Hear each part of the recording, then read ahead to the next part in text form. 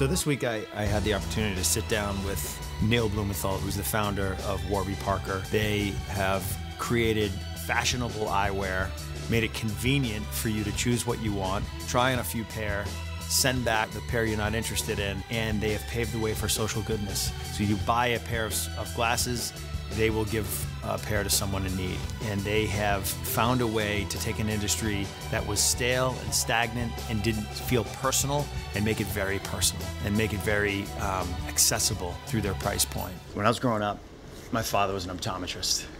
And I remember going into his store and I'd look at these eyeglass frames and they're like $400, $500, $300. I'd be like, Dad, why are these so expensive?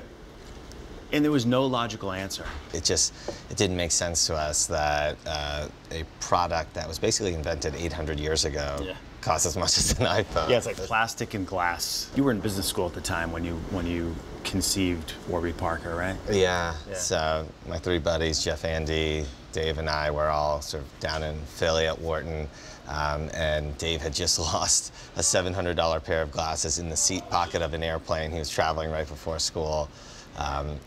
Andy had this great idea to sell glasses online, and I had run this nonprofit in which we would train low-income women to actually start their own businesses selling glasses in the developing world.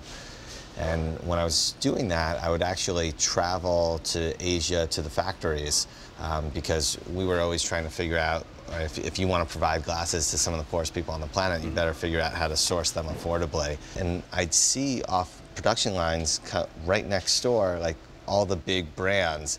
I was like, this doesn't make sense. I'm making glasses for like rural Bangladesh and rural India for very inexpensive, and then like these glasses are destined for New York. So it was the Tokyo, same and LA. product. Yeah. I think it must have been a daunting exercise for you to think like, we're gonna beat the big guys here. How do you do that? So for us, it was always about like what do we have to do to sort of prove this idea? Could we design a collection that people would want to wear? We felt pretty comfortable with that because of my background. Yeah. Could we build a website? That was a little daunting because none of us were like, technical. Yeah. And then we were able to launch in GQ and Vogue. Well, that must have been amazing for you. It was madness. So Dave, my co-founder, had set basically his phone to sort of buzz every time we got an order. Oh, really? And we would sit in class and it would just be buzzing and buzzing and buzzing. And it went from this like moment of elation to like, oh crap. Yeah. So you guys probably set some sales goals for yourself. How quickly did you hit them? So we hit our first year sales targets in about 3 weeks. You gotta be kidding me. Yeah.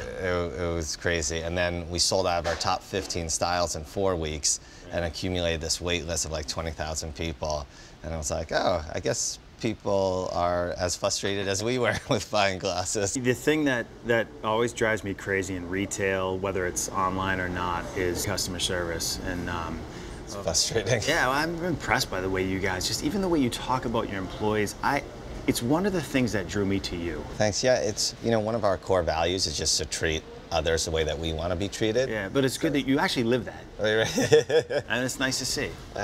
One of the interesting anecdote, one of the things that we found is that people are now tweeting questions at us. Yeah. And it's really hard to answer a question in 140 characters. Yeah, right. So we started shooting these short videos and then tweeting them the link. And that's a good idea. And I mean, it takes a little bit of time, but it's like super personalized. People get super excited. We thought that people would watch these videos maybe once or twice. Yeah. What happens is that they share it with their friends, and on average, they're being viewed 80 times. Phenomenal. So it's like, here is customer service that ends up being so effective that it turns into marketing. It was great to spend time with you. Love what you're doing with the business. Keep going. Thanks. I will continue to be a fan, and yeah, thank you. Really good to see you. Hanging out. Thanks, Neil. All right. Take it easy.